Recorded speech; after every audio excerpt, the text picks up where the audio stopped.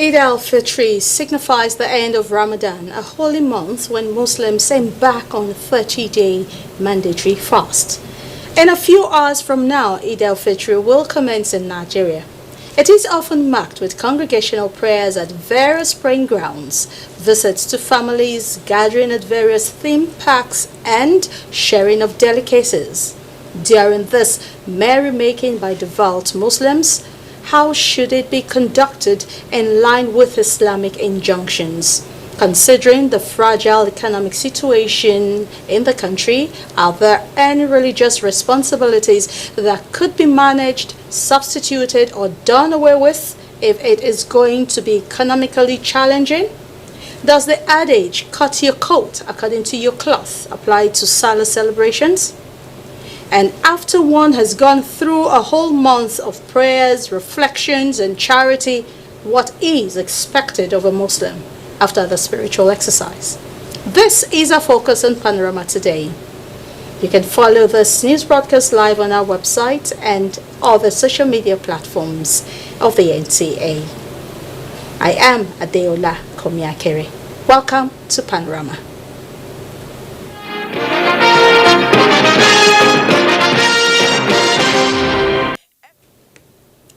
Technicians in the refrigerator and air conditioning sector have been equipped to strategically assist in the nation's drive to totally phase out hydrochlorofluorescent carbon and other ozone-depleting substances.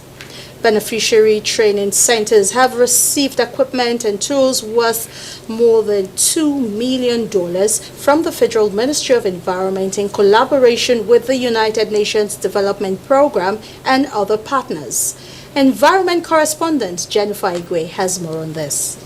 Under the Montreal Protocol are helping to heal the hole in the ozone layer. However, we are not out of the woods yet, as there are still potent ozone-depleting substances that can cause the ozone layer to become thinner.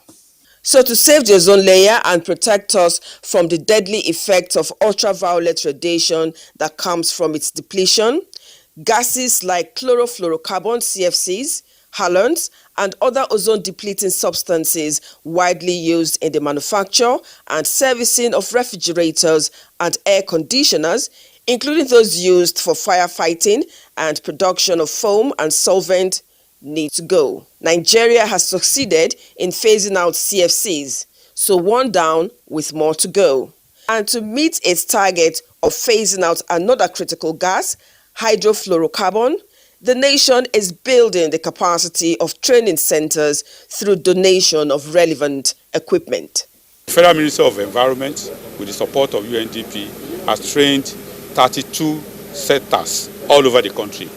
Those centers have been certified. They were trained in Italy, and they have been certified to be able to train other technicians in the use of these new refrigerants that are less negatively impactful to the environment. Provide the right equipment for them to be able to provide the necessary when they're doing repairs, for example, of refrigerators, to use the right gases to be able to make sure that we are not introducing more gases into the atmosphere and therefore depleting the ozone. But also importantly, on the flip side, in terms of impact, is the potential for job creation. Beneficiaries drawn from different parts of the country and this center in Lagos, for example, are expected to train and certify over 10,000 technicians on good refrigeration practices using hydrocarbon refrigerants. In Lagos, Jennifer Igwe, NTA News. And moving on to issues of Ramadan. Based on no reports of moon sighting from various moon sighting committees across the country, confirming the sighting of the new moon of Shawwal 1445 AH, the Sultanate Council Committee on Religious Affairs, in conjunction with the National Moon Sighting Committee, therefore considers today, Tuesday, the 9th of April, as the 30th day of the month of Ramadan.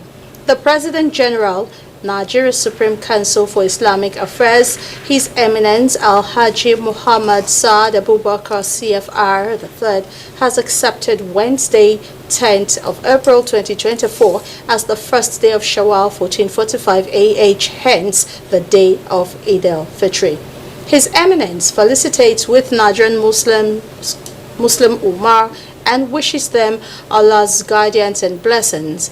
He urges Muslims to continue to pray for peace, progress, and development of the nation. Meanwhile, the federal government has approved Thursday, 11th April 2024 as an additional public holiday to celebrate this year's Eid al-Fitr.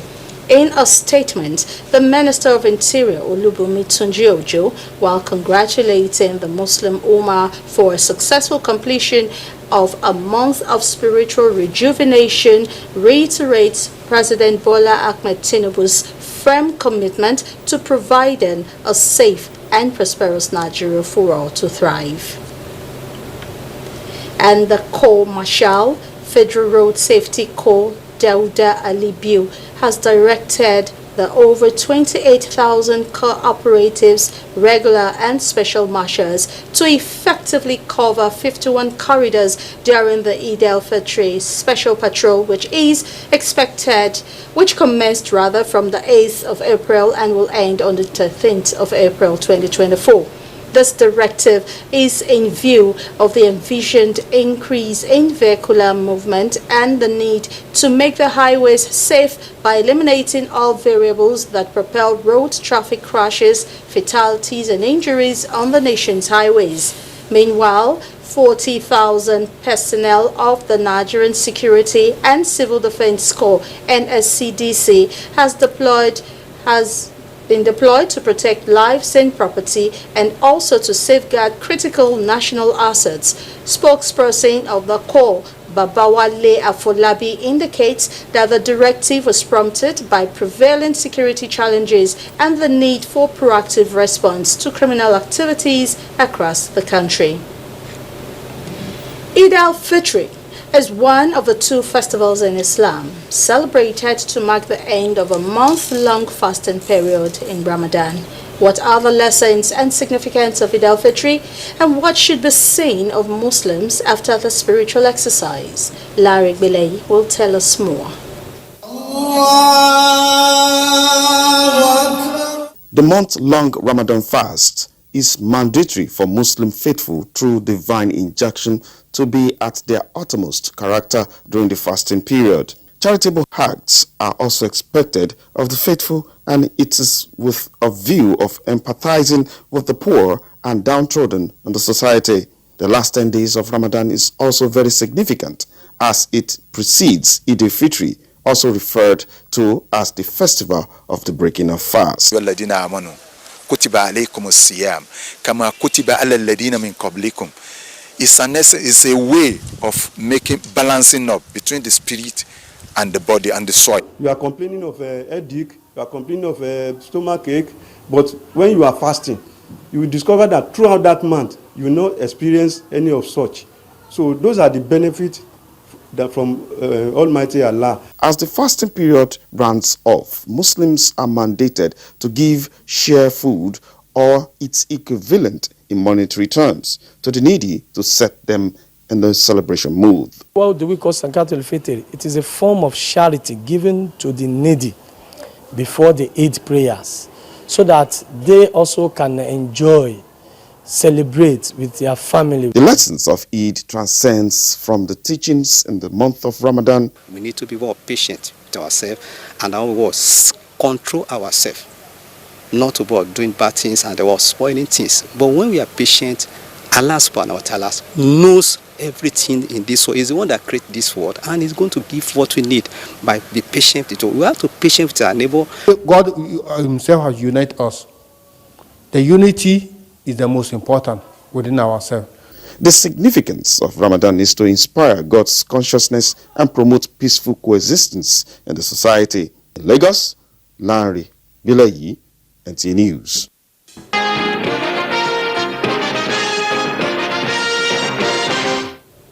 Thank you for staying with us. And now to other matters. With a renewed vigor to ease the economic burden on citizens, members of the disability community within the FCT have received a set of palliatives donated by the federal government through the National Commission for Persons with Disabilities. Elizabeth Omori reports that the gesture is aimed at reducing the economic burden being experienced in the country.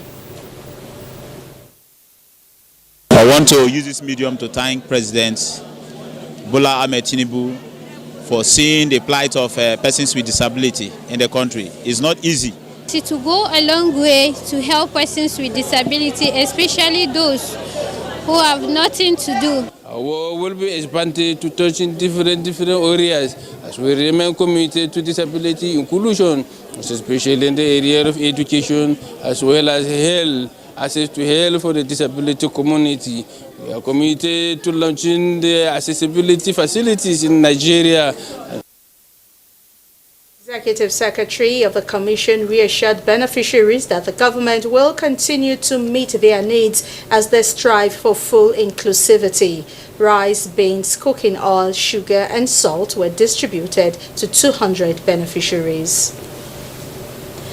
The Federal Ministry of Agriculture and Food Security has flagged off its annual aerial spray of pesticides against the Quelea bird's attack on the Nigerian crops. The spray, which is expected to take place in all the flashpoints of the 9 local government areas of Bauchi State, will also take place in some areas of Gombe State where these birds are usually visiting.